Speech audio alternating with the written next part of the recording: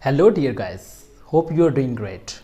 In my previous lecture, I have discussed about the oxidation state and inert pair effect. So today I have to discuss about a very interesting topic that is called as halides, and beside this topic I would like to discuss about the Fejan's rule. ये halides क्या होते हैं और Fizaan rule का इसमें क्या अमल दखल है? Very interesting to know, right? So today let us see that what are halides, how we will classify the halides, and how the physical properties vary in case of halides periodically or in the group wise sequence. So let us start the halides. So अगर मैं halides को define करूं, मैं ऐसे define करता हूं, the binary compounds of the halogens, the binary compounds of halogens with other elements in the periodic table are called as halides. Binary compound means कि जिसमें सिर्फ और सिर्फ दो ही किस्म के एलिमेंट्स पाए जाएंगे, या तो वो हैलोजन होगा या वो दूसरा कोई भी एलिमेंट हो सकता है. बेस्ट एग्जांपल क्या होगी? Like example NaCl, sodium chloride, sodium bromide, sodium iodide. So these are the very best examples of the halides. एक बात बड़ी काबिल गौर है, हम लोग हैलोजेंस कौन से होते हैं, हैलोजेंस को किनको हैलोजेंस कहते हैं? Any species which are salt formers are called as halides. For example, अगर हम हैलोजेंस की बात करें तो हैलोजेंस कौन से होते हैं? फ्लोरीन. लेकिन अगर मैं बात करूंगा हेलाइड्स की तो इसके ऊपर चार्ज क्या आएगा? -1. Fluoride, chloride, bromide and iodide. अगर ये सारे हैलोजेंस हेलाइड आयंस, ये हेलाइड आयंस कैसे बने आप सब अच्छी तरह जानते हैं कि जैसे ये एक इलेक्ट्रॉन अपने वैलेंस शेल में एक्सेप्ट करते हैं, किसी भी मेटल से ले लेंगे तो ये किस फॉर्म में कन्वर्ट हो जाएंगे? इन द फॉर्म ऑफ हेलाइड्स की फॉर्म में. लेकिन ज़रूरी नहीं कि इनके ऊपर चार्जेस डेवलप हों, क्योंकि हेलाइड्स को मुख्तलिफ तरीक़ों से क्लासीफाई किया जाता है. लेकिन इस केस में जो ऑक्सीडेशन स्टेट होगी हेलाइड्स की, वो यूजुअली -1 की फॉर्म में एग्जिस्ट करेंगे. आई hope so you understand that one. तो दीज आर द हेलाइड्स. अगर इनके साथ कोई भी मेटल या नॉन मेटल लगी हो तो मैं ऐसे बाइनरी कंपाउंड्स को क्या कहता हूँ? हेलाइड्स का नाम देता हूँ. So let us discuss more about that. Halides, how we will classify the halides. Halides are classified into 3 categories. The first one is called as ionic halides. The second one is called as covalent halides. And the last category is called as polymeric halides.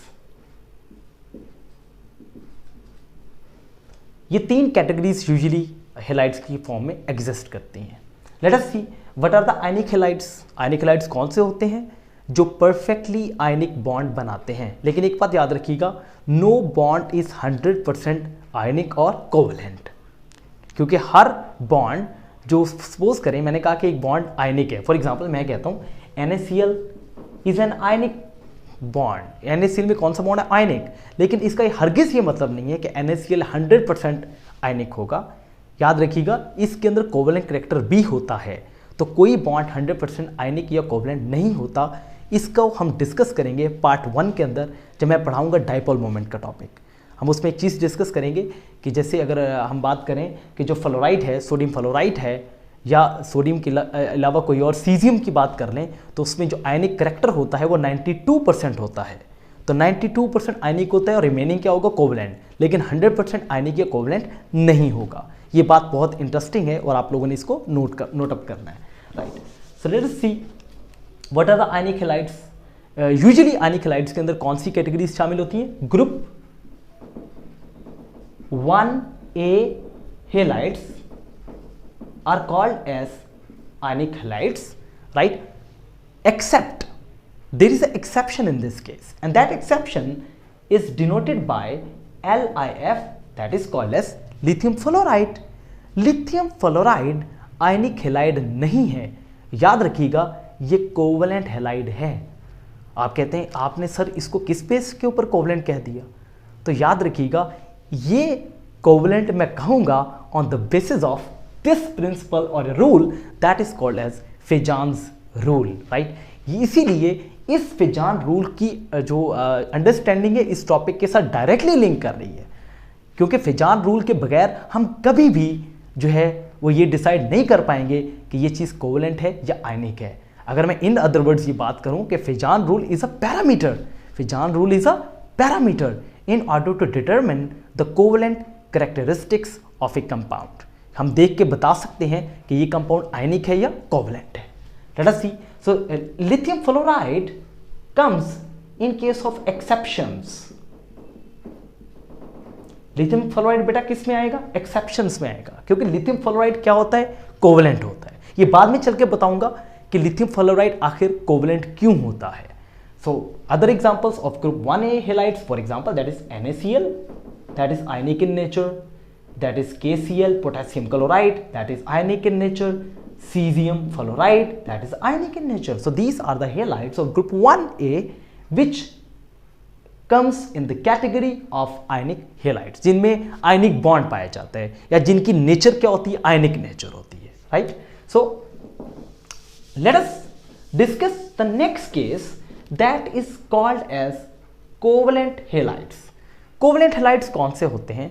Covalent halides वो होते हैं कि जिनमें covalent bond पाया जाता है और इसके अलावा वो जो मॉलिक्यूल्स होते हैं उनके आपस में वैन डर वाल अट्रैक्शंस होती हैं, हम उनको कोवलेंट हैलाइड्स का नाम देते हैं। तो इनकी कौन सी बेस्ट एग्जांपल है? इनकी कौन सी बेस्ट एग्जांपल है? That is S2Cl2 sulphur monochloride and you can just call that PCl5 या PCl3, चलिए PCl5 कर लेते हैं। तो इनकी नेचर क्या होगी? कोवलेंट इन नेचर होगी, राइट? हाउ? बिकॉज इनमें कोवलेंट बॉन्ड है और इसके अलावा एक मॉलिक्यूल में और PCl5 के दूसरे मॉलिक्यूल में जो फोर्सेस होंगी वो कौन सी फोर्सेस होंगी? Van der Waals forces. And याद रखिएगा, शायद मैंने यह बात पहले भी बताई हो, van der Waal forces are the weak forces, ये कमज़ोर होती हैं, इतनी मजबूत नहीं होती। इसलिए यही वो वजह है कि जो कोवलेंट हैलाइड्स हैं उनकी फिजिकल प्रॉपर्टीज़ को डिस्कस किया जाए on the behalf of melting point, तो वो भी मैंने यहाँ पे कुछ वैल्यूज लिखी हुई है, ये भी इसको एलैबोरेट करेंगे। उनका मेल्टिंग पॉइंट ऑटोमेटिकली क्या हो जाएगा? कम हो जाएगा, right? So we will discuss this one in case of physical properties. Fine, very very interesting topic, right? आज हम कुछ ऐसे क्वेश्चंस को डिस्कस करेंगे जो बोर्ड एग्जामिनेशन में या एंटीटेस्ट लेवल के ऊपर बहुत ज़्यादा पूछे जाएंगे, लेकिन वो सवाल आपको तभी करने आएंगे जब आप लोग फेजान रूल को अंडरस्टैंड करने में कामयाब हो जाएंगे। So let us see, so these are the examples of the covalent halides. The next category is very very very interesting and that is called as polymeric halides. Polymeric halides, what are the polymeric halides? Polymeric halides वो होते हैं जो polymers की form में पाए जाते हैं, जिसमें मोनोमर एक छोटे यूनिट को कहते हैं, जब वो कंबाइन होता है तो एक बिग यूनिट बनता है जिसको हम पॉलीमर का नाम देते हैं, राइट? सो इस पॉलीमेरिक हैलाइड्स के अंदर जो बेस्ट एग्जांपल किसकी आती है? BeCl2। इन केसेस को अंडरस्टैंड करना बहुत आसान है। ये जो पहली दो कैटेगरीज बताई, जैसे कि मैंने कहा NaCl, ये एक आयनिक हैलाइड है। कोवेलेंट हैलाइड में किसकी एग्जांपल दी? S2Cl2, that is called as sulphur monochloride. इसकी एग्जांपल को बहुत आप आसानी से बॉल एंड स्टिक मॉडल से अंडरस्टैंड कर सकते हैं। For example, if this one, मैंने कहा कि ये जो मेरे पास जो ऑक्सीजन है, ये जो है इसको सल्फर है, sorry sulphur is a central in case of the like you can call that between the two Cl। इसको मैंने वाइट को मैंने रिप्रेजेंट किया Cl से, और जो रेड को मैंने किससे रिप्रेजेंट किया? सल्फर से। तो एक चीज़ याद रखिएगा, कभी भी सल्फर मोनोक्लोराइड, राइट, या S2Cl2 को कभी भी आपका ये जो प्लेनर स्ट्रक्चर नहीं होता, when I will discuss about a course that is called as symmetry and the group theory, मैं उसमें बहुत ही डिटेल के अंदर एक्सप्लेन करूंगा, लेकिन अभी थोड़ा सा आइडिया ले लीजिए कि जो S2Cl2 होता है वो कभी भी प्लेनर स्ट्रक्चर नहीं होता, ये थोड़ा सा बेंट स्ट्रक्चर होता है, लाइक दैट। आप इसको ऐसे समझ लें, आप इसको ऐसे समझ लें। So this structure is a bent structure, this structure is not a planar structure, ठीक है। तो थोड़ा सा ट्विस्ट होता है इसके अंदर, ठीक है। इसमें बॉन्ड एंगल्स थोड़े डिफरेंट होते हैं। अभी ये मेरा टॉपिक नहीं है, जब इसका टॉपिक आएगा सिमेट्री एंड ग्रुप थ्योरी के अंदर फिर मैं इसको एक्सप्लेन करूंगा। सिर्फ आपको अंडरस्टैंडिंग के लिए बताने की कोशिश कर रहा हूं कि this is the structure of S2Cl2 that is sulphur, S2 sulfur monochloride, that is S2Cl2, fine. So if I just talk about the, yeah, so this was the example of the covalent halides, और मैंने कहा कि इनमें weak forces होती हैं जबकि इनके अंदर स्ट्रॉन्ग फोर्सेस होती हैं। याद रखिएगा ये जो आयनिक हेलाइड्स हैं ये क्रिस्टल लैटिसेस में पाए जाते हैं, क्रिस्टल लैटिसेस, बहुत बड़ी इनकी क्रिस्टल लैटिसेस होती हैं जिसकी वजह से इनमें फोर्स ऑफ अट्रैक्शन बहुत स्ट्रांग होती है और इनको तोड़ना इतना आसान नहीं होता। यही वो वजह है कि इनका जो मेल्टिंग पॉइंट है वो बहुत ज़्यादा हो जाता है, वो बाद में डिस्कस करेंगे। लेकिन लेट अस सी, सबसे जो इंटरेस्टिंग आज के लेक्चर की बात है, वन ऑफ द इंटरेस्टिंग बात है वो है how to understand the polymeric halides, that is BeCl2। नजर आपको आ रहा है कि ये तो एक BeCl2 की फॉर्म के अंदर, आप कहते हैं sir this is only BeCl2, तो मैं कहूंगा this one is monomer, this one is monomer. और एक चीज याद रखिएगा, जो बेरिलियम डाइक्लोराइड है ये 1200 केल्विन्स के ऊपर ही एग्जिस्ट करता है। याद रखिएगा 1200 केल्विन्स के ऊपर ही BeCl2 की फॉर्म में एग्जिस्ट करता है। लेकिन जैसे ही 1200 से नीचे आएगा तो उसका बनेगा डाइमर, और जैसे ही वो नीचे आएगा, मजीद नीचे आएगा, तो क्या बन जाएगा? Polymer. So we have to understand that what is the structure of BeCl2 in case of polymeric halides. So let us see. इस चीज को अंडरस्टैंड करने के लिए मैं कहूंगा एक रफ सा एक स्ट्रक्चर ड्रॉ कर लेते हैं। मेरी ड्राइंग इतनी पावरफुल नहीं, लेकिन मैं पूरी कोशिश करूंगा आपको अंडरस्टैंड करवाने की। लेट अस सी, ये देखें। सो सबसे पहले हमने क्या देखना है कि इसका स्ट्रक्चर किस तरह का होता है। याद रखिएगा beryllium dichloride in case of polymer,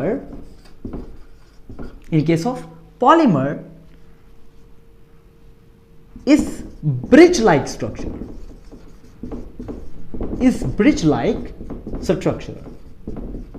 इसका जो स्ट्रक्चर होता है वो कैसा होता है? ब्रिज लाइक स्ट्रक्चर होता है। ब्रिज लाइक स्ट्रक्चर कैसे होता है इसको ड्रॉ करते हैं। This one is beryllium, this one is chlorine, this one is chlorine, this one is chlorine, और यहां पर एक और क्लोरीन होता है। Once again this beryllium, this one is further linked with this one and this one. एक मुझे बात बड़ी इंटरेस्टिंग याद आ गई। चले अभी ये स्ट्रक्चर मुकम्मल तौर पर मैंने नहीं बनाया, अभी बनाता हूं दोबारा। एक चीज याद रखिएगा, इस वक्त बेरिलियम जो डाइक्लोराइड है इसका स्ट्रक्चर कैसा होता है? BeCl एक इधर और एक Cl यहां पर। This structure is the linear structure, और याद रखिएगा जो लीनियर स्ट्रक्चर होता है उसमें हाइब्रिडाइजेशन क्या होती है? sp हाइब्रिडाइजेशन होती है, जिसमें 180 का एंगल बनता है। ये भी हमारा पार्ट 1 का टॉपिक है, hybridisation. Very very interesting topic. Stay tuned to get the full lecture of the hybridisation. लेकिन अभी थोड़ी सी बात बताता हूं, इस वक्त हाइब्रिडाइजेशन कैसी? sp। लेकिन जैसे ही BeCl2 पॉलीमेरिक फॉर्म में आएगा तो याद रखिएगा बेटा, उस वक्त इसकी हाइब्रिडाइजेशन चेंज हो जाएगी। This will exist in the form of sp3 hybridisation. आप कहते हैं कि इसमें पॉसिबल है? ये बिल्कुल पॉसिबल है, हम इसको साबित करके दिखाएंगे कि कैसे ही पॉसिबल है। अभी स्ट्रक्चर को अंडरस्टैंड कीजिएगा। एक क्लोरो यहां पर, एक क्लोराइड यहां लगा हुआ है, एक यहां लगा हुआ है, एक यहां लगा हुआ है, फाइन। 3 क्लोराइड यहां पर, एक जो क्लोराइड है वो थ्रू बेरिलियम के किस तरह अटैच होता है? Via coordinate covalent bond, via coordinate covalent bond. Similarly अगर यहां पे कोऑर्डिनेट कोवलेंट बॉन्ड है और ये क्लोराइड इस बेरिलियम के साथ क्या बना रहा होगा? Coordinate covalent bond. तो याद रखिएगा इसमें 3 कोवलेंट बॉन्ड्स होते हैं और एक कोऑर्डिनेट कोवलेंट बॉन्ड होता है। इसी तरह इस बेरिलियम को देख लें, 1 2 3 कोवलेंट बॉन्ड्स हैं, जबकि एक क्या है? कोऑर्डिनेट कोवलेंट बॉन्ड है। तो इसमें 2 किस्म के बॉन्ड्स पाए जाते हैं पॉलीमेरिक फॉर्म में, एक कोवलेंट बॉन्ड और दूसरा क्या होता है? Coordinate covalent bond. ये है स्ट्रक्चर किसका? Polymeric form of beryllium chloride, और इस केस में हाइब्रिडाइजेशन क्या बताई, sp3। अब आप कहते हैं सर हमें इसको थोड़ा सा मजीद एलैबोरेट करके बताएं, आखिर ये स्ट्रक्चर डेवलप कैसे हुआ है, it's very interesting to know. इसके लिए आपको सबसे पहले जब भी आपने किसी कंप्लेक्स चीज को देखना हो तो उस एलिमेंट के बैक स्टोरी पे जाके देखें, बैक स्टोरी क्या उसकी electronic configuration. For example this one is beryllium, आप अंडरस्टैंड कर सकते हैं बहुत आसानी से। इसके पास बेरिलियम के पास इसका एटॉमिक नंबर कितना था, 4। इसके पास क्या होता है 4, लेकिन मैं सिर्फ क्या ड्रॉ करूंगा, वैलेंस शेल। इसके 2s में होते हैं 2 इलेक्ट्रॉन्स, और इसका जो 2p होता है वो एम्प्टी होता है, उसके अंदर कोई इलेक्ट्रॉन नहीं पाया जाता। याद रखिएगा this one is the ground state of beryllium. So this one is ground state of beryllium. What happens, एक इलेक्ट्रॉन ओवरलैपिंग होती है, हाइब्रिडाइजेशन होगी, ओवरलैपिंग होगी, इलेक्ट्रॉन की क्या होगी, एक्साइटेशन। इलेक्ट्रॉन किधर जंप करके चला जाएगा नेक्स्ट ऑर्बिटल्स में। ये कौन सा ऑर्बिटल है, 2px, इसे 2py, इसे 2pz। For example what happens here, so this one is beryllium. What happens, यहां पर आपके पास क्या आ गया, 2s में एक इलेक्ट्रॉन रह गया, उसके बाद देन 2px में 1 और 2py और 2pz ये हमारे पास एम्प्टी पड़े हुए हैं। आई hope so you understand this one. So this one is the excited state of beryllium. So this one is the excited state of the beryllium. So आप कहते हैं कि सर ये कैसे बॉन्ड बने हैं। It's very interesting to know, very interesting to know. For example, याद रखिएगा बच्चे, मैंने कहा कि कुछ कोवलेंट बॉन्ड्स होते हैं और कुछ कोऑर्डिनेट कोवलेंट बॉन्ड्स होते हैं। याद रखिएगा अगर इसमें थोड़ी सी एक कंफ्यूजन बड़ी एग्जिस्ट करती है। चले एक क्लोराइड के साथ यहां पर बॉन्ड बन गया, एक क्लोराइड आया यहां बॉन्ड बन गया, एक क्लोराइड आया यहां बॉन्ड बन गया। कुछ लिटरेचर में ये कहते हैं कि 2 कोऑर्डिनेट कोवलेंट बॉन्ड्स होते हैं, कुछ में कहते हैं 3 जो है वो कोवलेंट होते हैं और एक कोऑर्डिनेट कोवलेंट होता है। लेकिन अगर इसकी एक्चुअल स्टोरी को अंडरस्टैंड किया जाए तो मैं ये कह सकता हूं कि this one is once again a coordinate covalent bond, this one is again a coordinate covalent bond. तो कैसे वो बन सकता है, एक क्लोराइड आया अपने लॉन पेयर के साथ, एक लॉन पेयर यहां पर आएगा विद लॉन पेयर, यानी कि यहां पर क्या आएंगे 2 इलेक्ट्रॉन्स, और एक ही क्लोरीन की तरफ से क्या आ रहे हैं 2 इलेक्ट्रॉन्स, इसी तरह दूसरे ही क्लोरीन की तरफ से क्या आ रहे हैं 2 electrons. Fine, so there is a possibility of the formation of 2 coordinate covalent bonds and the 2 covalent bonds. I hope so you understand this one. तो समटाइम्स कहते हैं कि जो है वो 3 जो है वो कोवलेंट बॉन्ड्स होते हैं, एक कोऑर्डिनेट कोवलेंट बॉन्ड आता है, लेकिन हकीकत में अगर इसकी इलेक्ट्रॉनिक कॉन्फ़िगरेशन को देखा जाए हमें ये नजर आ रहा है कि हमारे पास 2 हैं कोवलेंट बॉन्ड्स, जबकि 2 पॉसिबिलिटीज किसकी हैं, कोऑर्डिनेट कोवलेंट बॉन्ड की। तो हकीकत में इसका जो स्ट्रक्चर होता है वो पॉलीमेरिक होता है, इस तरह की कई लंबी लंबी चेन्स जो है ना वो पाई जाती हैं। सो this is in fact the structure of the beryllium dichloride in case of the polymer. I hope so you understand that one. तो एक चीज याद रखिएगा, क्लोरीन जो है वो इसके पास लॉन पेयर होते हैं, ये सिर्फ और सिर्फ स्पेशल केस होता है कि जब अपने क्लोरीन जो है वो अपना लॉन पेयर डोनेट करता है। याद रखिएगा क्लोरीन आसानी से अपना लॉन पेयर डोनेट नहीं करता, सिर्फ पॉलीमेरिक फॉर्म के अंदर जो क्लोरीन है वो अपना लॉन पेयर डोनेट कर सकता है। So this one was the structure of beryllium dichloride in case of the polymeric form. अब हमारे पास कुछ फिजिकल प्रॉपर्टीज हैं, जरा उनको हम लोग इलेबोरेट कर लेते हैं कि फिजिकल प्रॉपर्टीज का में हेलाइड्स के अंदर कैसे जो है वो वेरी कर रही हैं। इस वक्त मैंने जो हेलाइड्स बेटा यहाँ पर राइट अप किए, ये हेलाइड्स कौन से थे, these halides are of period 3 elements. तो ये पीरियड 3 एलिमेंट्स के जो है ना वो हेलाइड्स हैं, sodium chloride, magnesium chloride, aluminium chloride, silicon chloride, tetrachloride, phosphorus pentachloride and sulphur monochloride. इसके बाद हैलोजेंस है, क्लोरीन के साथ ऑब्वियसली एक ही बॉन्ड बना सकता है, that is chlorine molecule. Fine, so हम उसको हेलाइड की फॉर्म में कंसिडर नहीं कर सकते। Okay, so these are in fact the halides, right, period 3 elements. Fine, अगर हम इसका एनालिसिस करें, इसकी फिजिकल प्रॉपर्टी को गौर से देखें, हम देखेंगे कि जैसे जैसे आप लेफ्ट से राइट साइड की तरफ मूव कर रहे हैं, what is happening in this case, the melting point in form of degree Celsius is going to be decreased. Melting point इसका क्या कर रहा है, डिक्रीज कर रहा है। कैसे डिक्रीज कर रहा है अभी देख लेते हैं। इसका NaCl का कितना होता है 801, इसका 715, ड्रॉप कर गया, मजीद ड्रॉप। फाइन, सो जैसे जैसे आप लेफ्ट टू राइट मूव कर रहे हैं तो इनका जो है वो मेल्टिंग पॉइंट कम होता जाता है विद सम एक्सेप्शंस केसेस में हम अभी डिस्कस नहीं करेंगे, so we will discuss later on. लेकिन पहले एक चीज अंडरस्टैंड करने वाली यहां पर ये है कि आखिर इनका मेल्टिंग पॉइंट कम क्यों हो रहा है। तो याद रखिएगा, अगर मैं बात करूं लेफ्ट राइट तो मैं अजम्पशन दूंगा covalent nature is going to be increased। Covalent nature क्या करती जा रही है बच्चे? इंक्रीज करती जा रही है। अगर आप लेफ्ट टू राइट जाएंगे तो जो इसका मतलब है कि जो कोवेलेंट नेचर होगी, कोवेलेंट नेचर में ऑटोमेटिकली जो मेल्टिंग पॉइंट या बॉइलिंग पॉइंट है वो कम हो जाया करता है। ये सॉलिड है, ये भी सॉलिड है, ये भी सॉलिड है, लेकिन ये लिक्विड है, और आहिस्ता आहिस्ता जो ये भी लिक्विड है लेकिन आहिस्ता आहिस्ता वो किस फॉर्म में कन्वर्ट होते जाएंगे? गैसियस फॉर्म के अंदर कन्वर्ट होते जाएंगे। आई hope so you understand this one. ठीक है, तो जैसे कि यहां तक जो है वो अमूमन सॉलिड होते हैं, लेकिन इससे जो आगे होंगे वो अमूमन किस फॉर्म में होंगे? या तो वोलाटाइल लिक्विड की फॉर्म में होंगे या वो गैसियस फॉर्म के अंदर होंगे। ठीक है, यहां पर आयनिक बॉन्ड एग्जिस्ट करता है, यहां पर आयनिक नेचर ज्यादा है, जबकि उस तरफ पे क्या है? कोवेलेंट नेचर ज्यादा है। अब आप कहते हैं, अब यहीं पर आपका सवाल क्रिएट होता है, सर आप कैसे कह सकते हैं कि that one is covalent and that one is आयनिक? इसका सॉल्यूशन किसने दे दिया? फेजान्स रूल ने। तो आज हम ये डिस्कस करेंगे what is a Fajans rule, वो क्या कहता है और वो हमें किन सवालों की जो है ना उनको सॉल्व करने में मददगार साबित हो सकता है। हम डिफरेंट केस स्टडीज आज डिस्कस करेंगे। So let's see what happens. So this is assumption like that.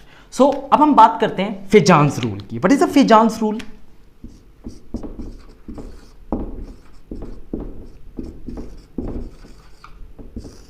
इसके कुछ कैटेगरीज हैं। मैं कहता हूं smaller the size of cation, larger the size of anion,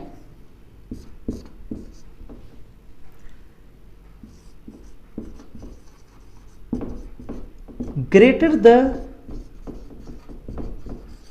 charge on cation or anion, more is polarizing power, more is the polarizing power, more will be covalent nature।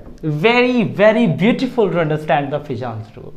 ठीक है, कुछ मैंने यहां पर assumptions लिखी और मैंने कहा कि ये assumptions अगर आपको समझ में आ गई तो आप 100% फेजान्स रूल को अंडरस्टैंड कर जाएंगे। अगर आप फेजान रूल को अंडरस्टैंड करने में कामयाब हो गए तो आप ये आसानी से बता सकेंगे कि विच कंपाउंड इज आयनिक और which compound is covalent in nature. Fine, so let us C.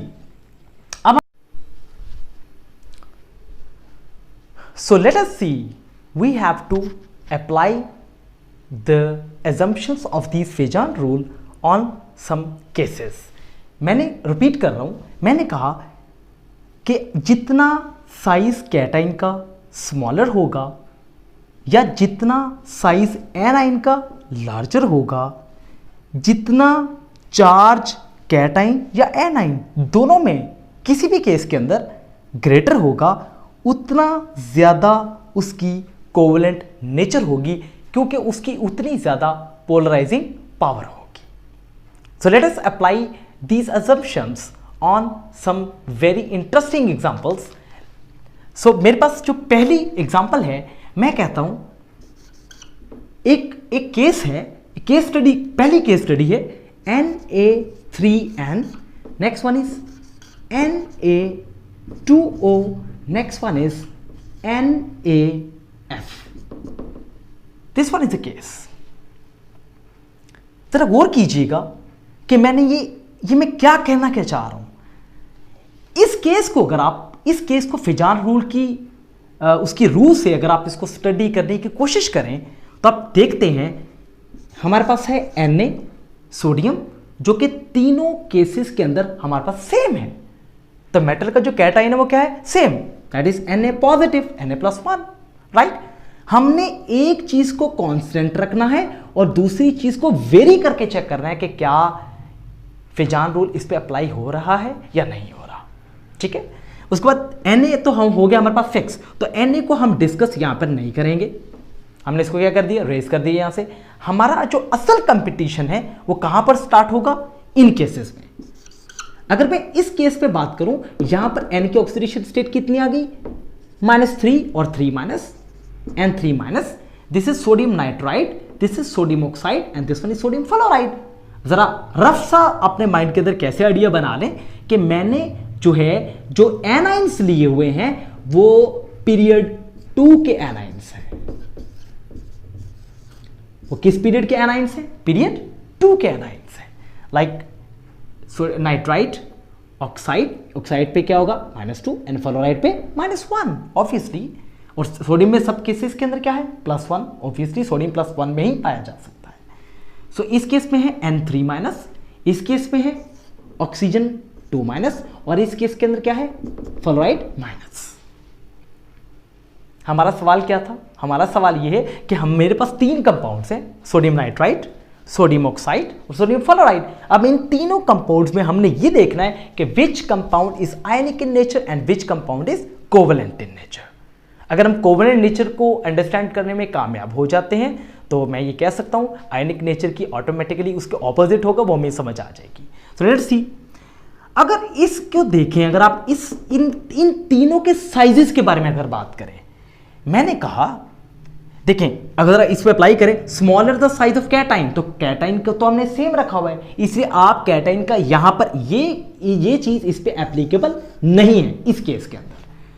Larger the size of anion, ये चीज एप्लीकेबल है, कैसे, क्योंकि अगर आप बात करें दीज 3 आइंस की, so all of these ions are isoelectronic. ये पीरियड 2 के आइंस तो है ही हैं, लेकिन ये सारे क्या है, आइसो इलेक्ट्रॉनिक, यानी कि इनमें नंबर ऑफ इलेक्ट्रॉन्स क्या है, सेम है। सो अगर बात की जाए N3- की, O2- की और F- की, हमने अपने प्रीवियस लेक्चर्स में एटॉमिक रेडियस या आयनिक रेडियस में बात की। हमने कहा as we move from left to right, अगर हम यहां से यहां मूव करें, जो साइज है एटम का वो क्या होता जाता है, स्मॉल स्मॉल स्मॉल कंपैक्ट होता जाएगा। तो इस वक्त सबसे बड़ा जो साइज है वो किसका है, नाइट्राइड का, फाइन, बड़ा साइज इसका है और सबसे छोटा किसका है, इसका। तो साइज कैसे वेरी कर रहा है, लाइक दैट। तो इन तीनों में से मैंने किसको पिक कर लिया, larger the size of anion. तो लार्जर साइज किसका है, A9, that is N3-, fine. हमने अपना एक आइडिया बना लिया N3-। आगे बात क्या बोलूंगा, greater the charge of cation और एनाइन। अगली बात भी इस पे एप्लीकेबल है, बिल्कुल एप्लीकेबल है, ये बात भी एप्लीकेबल होगी और ये बात भी एप्लीकेबल है। कैसे कि अगर आप इन सब की बात करें, ये सारे एनाइन से, और इसमें सबसे ज्यादा चार्ज किस पर है, -3, जो कि इस पर है। जितना ज्यादा चार्ज होगा उतनी ज्यादा उसकी पोलराइजिंग पावर होगी। तो मैं कहूंगा इसकी polarising power is very greater.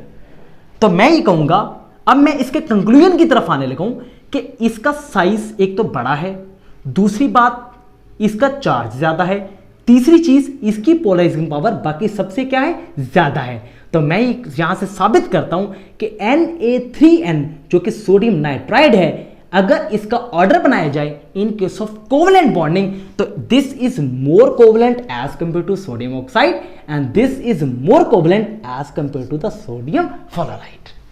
तो अगर मैं इसकी आयनिक की बात करूं तो बिल्कुल ट्रेंड क्या हो जाएगा, ऑपोजिट हो जाएगा। कैसे हो जाएगा कि sodium fluoride is more ionic as compare to sodium oxide and sodium oxide is more ionic as compare to sodium nitride. I hope so you understand this case study. तो this case study was explaining what, ये हमें case study क्या बता रही थी, case study ये बता रही थी कि आपने आइसो इलेक्ट्रॉनिक क्या लिए, पीरियड 2 के एनाइंस लिए, और ये बताया कि अगर उसका कंपाउंड होगा तो वो कोवेलेंट होगा या आयनिक होगा। I hope so you understand this one. So the next case which we have to discuss that is, इसको रेज कर देते हैं हम।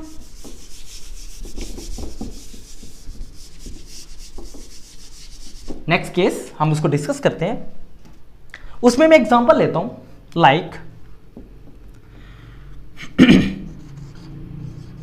sodium fluoride, next one is sodium chloride, sodium bromide and sodium iodide. This is the case. This is another case study and definitely we will be able to understand which one is covalent and which one is ionic. इस case में भी once again हमने क्या किया, हमने metal को fix रखा, हमने कैटायन को फिक्स रखा, +1 +1 +1 एंड +1, फाइन।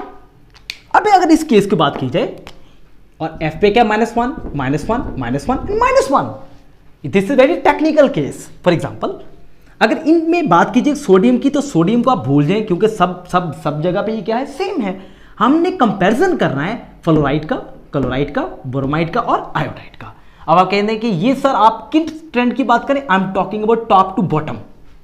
पहले मैंने बात की लेफ्ट राइट, और वो कौन सी बात की, आइसोइलेक्ट्रॉनिक, राइट। अब मैं किसकी बात कर रहा हूं, एक टॉप टू बॉटम के top to bottom ionic character increase करता है या कोवेलेंट करैक्टर इंक्रीज करता है, ठीक है। तो let's see about this one. अगर बात की जाए फ्लोराइड की, तो मैं इसको साइड पे करके लिख लेता हूं। मैं कहता हूं हमारे पास क्या चीज, fluoride, next one is chloride, next one is bromide and next one is iodide, like that. अगर इस केस की बात की जाए तो मैं कहूंगा फ्लोराइड का साइज सबसे छोटा है, लेकिन फिजान रूल के अंदर हमने पहली बात क्या पढ़ी कि जितना कैटायन का साइज छोटा होगा उतनी कोवेलेंट नेचर ज्यादा होगी, जितना एनायन का साइज बड़ा होगा उसकी कोवेलेंट नेचर ज्यादा होगी, ठीक है। तो कैटायन की तो बात नहीं कर रहे, हम बात किसकी कर रहे हैं, एनायन की। क्यों, क्योंकि कैटायन हमारे पास क्या है, सेम। अगर हम इसकी मैं बात करें आयोडाइड की, तो आयोडाइड का जो साइज है वो बड़ा है एज कंपेयर टू ब्रोमाइड से, ब्रोमाइड का साइज बड़ा है एज कंपेयर टू क्लोराइड से, इसका साइज बड़ा है एज कंपेयर टू फ्लोराइड से। हालांकि इस पे एक जो एजम्पशन है फिजान रूल की वो अप्लाई नहीं हो रही, वो कौन सी है, चार्ज की। इन सब पे चार्ज क्या है, सेम, -1 का चार्ज है, लेकिन इसमें साइज का डेफिनेटली मैटर कर रहा है। आयोडाइड का साइज बड़ा है ब्रोमाइड से, ब्रोमाइड का क्लोराइड से बड़ा है, क्लोराइड का फ्लोराइड से बड़ा है। तो इसमें सबसे ज्यादा कोवेलेंट नेचर किसकी हुई, आयोडाइड की। तो मैं ये कह सकता हूं कि sodium iodide is more covalent as compare to the sodium bromide which is more covalent as compare to the sodium chloride, और this is more as compare to the sodium fluoride, ठीक। अगर मैं इसको उल्टा डिस्कस करूं आयनिक nature की, मैं कहूंगा इन सब में से परफेक्टली आयनिक कौन है, सोडियम फ्लोराइड, फिर कौन है, सोडियम क्लोराइड। लेकिन जो sodium bromide and sodium iodide है इनकी नेचर क्या है, कोवेलेंट इन नेचर है। आई hope so you understand this one. और एक बात और बता दूं, एक बात और तरीके से डिस्कस कर लें, जितना साइज आयन का, एनाइन का बढ़ता जाएगा उतनी पोलराइजिंग पावर बढ़ती जाएगी। ये पोलराइजिंग पावर क्या होती है, the ability to distort the electronic cloud. This is my own wording, you will really enjoy that one. मैं कह रहा हूं the ability to distort the electronic cloud in some other element or ion is called as a polarizing power. कि अपने ही electron से दूसरे electron के साथ जो रिपल्शन क्रिएट होगी उसके रिजल्ट में मेरा इलेक्ट्रॉनिक, सपोज करें if I am an ion, मेरा इलेक्ट्रॉनिक क्लाउड है, तो मेरा इलेक्ट्रॉनिक क्लाउड दूसरे एलिमेंट या आयन के इलेक्ट्रॉनिक क्लाउड को कैसे डिस्पर्स कर रहा है, that is called as mine polarising power. I hope so you understand this one. So हमने ये केस डिस्कस कर लिया, ये बड़ा एंटीरियस लेवल के बड़े इंटरेस्टिंग क्वेश्चन है अभी जो पिछला डिस्कस किया।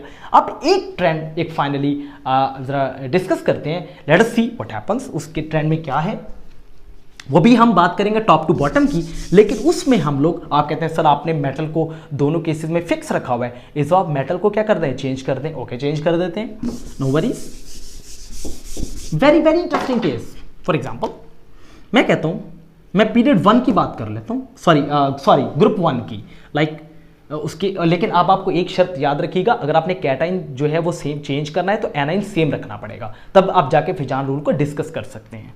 Okay, so if I just talk about like lithium fluoride, next one is sodium fluoride, next one is potassium fluoride, rubidium fluoride and caesium fluoride, like that. इस case में मैंने क्या किया, मैंने एनाइन को क्या रखा हुआ है, फिक्स। मैंने एनाइन को नहीं चेंज किया, मैंने इसको क्या रखा हुआ है, फिक्स, लाइक दैट। तो इसको डिस्कस करने की जरूरत नहीं है। हम बात करेंगे लिथियम की, यहाँ पर सोडियम, इन सब पे चार्ज क्या है, सेम। तो चार्ज की जो एजम्पशन है वो इस पे अप्लाई नहीं हो रही, क्योंकि सब पे चार्ज क्या है, सेम है। और एनाइन वाला जो केस वो भी इस पे अप्लाई नहीं होगा, ठीक है। हालांकि फ्लोराइड का साइज क्या छोटा है, तो इस केस में हम डिस्कस नहीं करेंगे। हम डिस्कस किसको करेंगे, lithium ion, sodium ion, potassium ion, rubidium ion, caesium ion. अगर इस केस में डिस्कस किया जाए तो सब पे चार्ज तो सेम है, लेकिन टॉप टू बॉटम जा रहे हैं तो साइज क्या करता जा रहा है, इंक्रीज करता जा रहा है। और अगर आप एजम्पशन नंबर 1 पे गौर करें, जो फिजान रूल की एजम्पशन थी, मैंने कहा जितना कैटाइन का साइज छोटा होगा, अब इस केस में उल्टा है, जितना कैटाइन का साइज छोटा होगा उतनी उसकी कोवेलेंट नेचर बढ़ती जाएगी। यही वो वजह है। मैंने एक बात की थी, मैंने कहा था कि अगर बात करें आयनिक हैलाइड्स की तो इसके अंदर एक एक्सेप्शन है। जो लिथियम के कंपाउंड्स होते हैं वो कोवेलेंट इन नेचर होते हैं। व्हाई? बिकॉज लिथियम का साइज क्या होता है, स्मॉल होता है। लिथियम +1 का साइज क्या होता है, स्मॉल होता है। जितना साइज कैटाइन का स्मॉल होगा, राइट, उतनी उसकी पोलराइजिंग पावर ज्यादा होगी, राइट, और उतनी उसकी कोवेलेंट कैरेक्टरिस्टिक्स क्या होंगी, ज्यादा होंगी। So these were the 3 questions. I think so you really enjoyed the Fajans rule. मैं उम्मीद करता हूँ कि आपको ये पसंद आया। और ये एंटीटेस्ट लेवल क्वेश्चंस हैं, कोई भी कंपाउंड है उसके पूछा जा सकता है कि which one is most covalent. अगर आपके पास ये 3 जो हैं वो 3-4 एजम्पशंस जो मैंने फिजान रूल की लिखी, और ये 3 आपके पास जो मैंने केस स्टडीज़ को मैंने डिस्कस किया, मैंने बात की नाइट्राइड की, बात की ऑक्साइड की, बात की क्लोराइड की, बात की व्हाटएवर द केसेस, और इसके बाद मैंने टॉप टू बॉटम बात की। अगर आपको ये चीज़ें बहुत अच्छी तरह से आ गई हैं तो आप कहीं पर भी फिजान रूल में मार नहीं खा सकते। I hope so you really enjoyed the topic of halides and the Fajans rule. Please stay tuned, don't forget to like and subscribe my channel. Thank you very much, have a nice time guys.